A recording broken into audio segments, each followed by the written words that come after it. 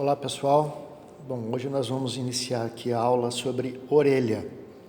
Nós vamos falar sobre a orelha externa, a orelha média e a orelha interna, separadamente. Tá?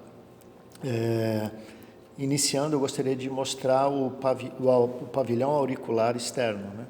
A orelha externa, na verdade, ela é composta pelo pavilhão auricular externo, o meato acústico, que vai até a membrana timpânica.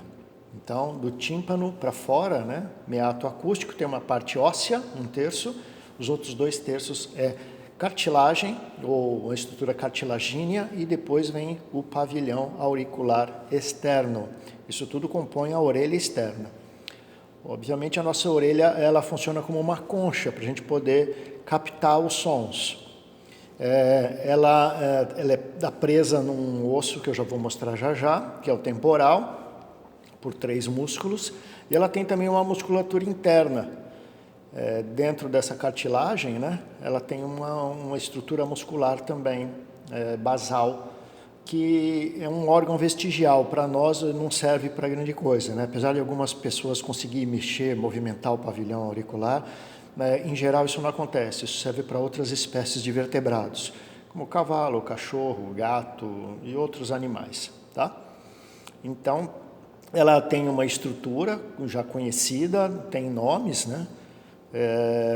A gente já comentou na aula teórica sobre a importância dessas estruturas aqui, inclusive para Apgar, né? Quando o bebê nasce e o pediatra vai fazer uma avaliação desse bebê, vai ver se tem todos os dedos, as unhas, os membros, né?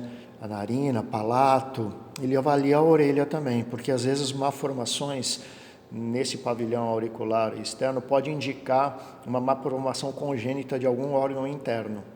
Isso faz a gente lembrar até da reflexologia, né? Existem algumas pessoas que defendem a reflexologia. Inclusive, eles comparam isso a um feto, e cada região da orelha tem uma relação com algum órgão interno. Tá? A acupuntura também se faz muito uso disso. Tudo bem? Muito bem. Em continuidade, então, vamos falar da morfologia dela. Ela tem vários nomes, né? Essa alça maior aqui, mais externa, que dá esse contorno externo para o nosso pavilhão, é chamada de hélice. Tá? No final da hélice aqui a gente vai encontrar o lóbulo que vamos dizer assim, alvo dos brincos, né? A maioria, hoje em dia os piercings ocupam a orelha toda, mas em geral os brincos, os adornos são aqui, tá? Em muitas culturas, tá? Inclusive na ocidental. Então, essa alça aqui chama hélice. Essa parte mais funda aqui, logo abaixo da hélice, é chamada de escafa. E essa outra protuberância aqui é chamada de antihélice. Então, hélice, escafa, antihélice. Aqui nessa região superior ela se bifurca. Isso daqui é uma característica geral, tá? Ela vai formar uma fossa triangular aqui. É o que normalmente acontece. Aqui dentro a gente tem a concha, né? Tem a concha. As cavidades da concha. Okay? Aqui a gente tem uma estrutura que se chama trago. Obviamente, a frente dela é o antitrago, e aqui forma uma incisura antitrágica, ou intratrágica, desculpe. Então, trago, antitrago e incisura intratrágica. Okay? Esses aqui são os mais comuns, né? Esses aqui são ramos da hélice, né? Porque a hélice chega aqui, ela se ramifica, né? E aqui forma o trago, antitrago, incisura intratrágica. Ok? Então, isso aqui é o pavilhão auricular externo. E como eu falei para vocês, em geral, esse pavilhão está inserido ou preso, né, num osso. E esse osso é esse osso aqui. É o osso temporal. Temporal porque ele fica na região da têmpora, né? A têmpora, que essa palavra vem do latim tempus, né? Tempore. E ele quer dizer tempo porque aqui é quando os homens vão ficando mais velhos, né? Normalmente eles vão ficando grisalhos nessa região aqui. Então tem a relação com o tempo, ok? Muito bem.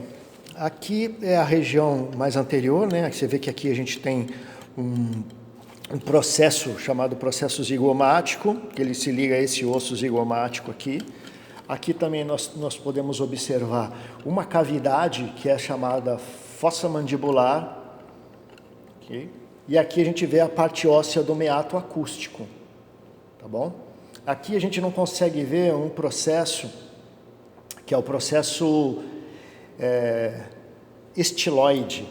Processo estiloide que vai formar a ligação estilomandibular. Tem um ligamento aqui, a gente consegue ver no atlas isso daí. Tá? Aqui também tem um outro processo, que é o processo mastoide, para a gente poder ver essas características. E aqui vai encaixar a mandíbula, tá? Aqui também vai ter um disco articular, vai formar articulação temporomandibular. Isso aqui geralmente dá muito problema, é dentista que trata desse assunto aqui, ok? Então aqui é o meato acústico, essa é a parte óssea. Aqui, esse osso tem uma limitação aqui, você vê que tem uma sutura, né? Aqui essa parte superior faz a sutura com o osso parietal, essa parte aqui faz a sutura com o occipital, tá? E aqui faz uma sutura com o esfenoide, tá bem? Então, a orelha, tá? Ela é fixada nesse osso aí. Eu vou pegar um outro que está corado, né? Que a gente pintou esse osso para ficar mais definido, né? Ok? Como eu já falei, né? Do esfenoide, esse osso esfenoide, esse é o parietal e esse é o occipital. E esse daqui é o osso temporal. Okay? Processo zigomático, se liga ao osso zigomático. Aqui tem um processo mastoide, todos esses são para fazer alguma ligação, tá? E aqui está um pedacinho, porque já quebrou aqui, que ele é muito frágil, que é o processo estiloide, que faz a ligação estilomandibular, bem na curva, né, da mandíbula, aqui no ângulo da mandíbula. E aqui a gente vê o meato acústico, tá? Aqui onde encaixa a mandíbula, tá? É uma fossa mandibular. Tá? O côndilo da mandíbula vai se encaixar aqui, ok?